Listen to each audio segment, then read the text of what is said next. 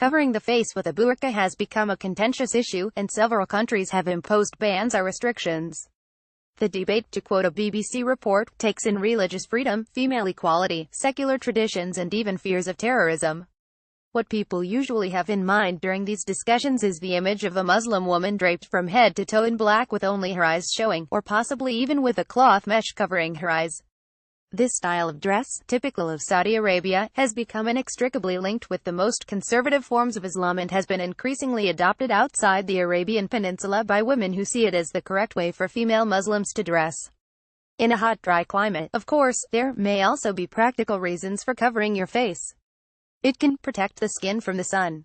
The Tuareg men of the Sahara have their own kind of burqa, and anyone who has experienced a sandstorm will know the value of that.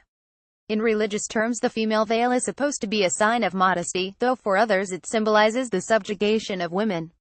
Outside the Arabian context, it has also become a way of signaling ultra-religious leanings, one example of how Saudi religious teaching has influenced perceptions of Islam among Muslims and non-Muslims alike, eclipsing other Islamic traditions in the process.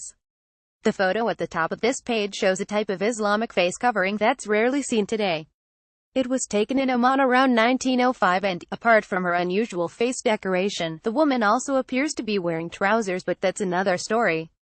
While perhaps making a token gesture towards modesty, this style of mask, known in Oman as Saif Malik, was clearly meant as an adornment, often embroidered with gold or silver thread and sequins. An article in Vogue magazine refers to it as a batula, a word that has connotations of virginity, and it seems there were two versions, one for eligible women and a slightly thicker one for those who were engaged or married.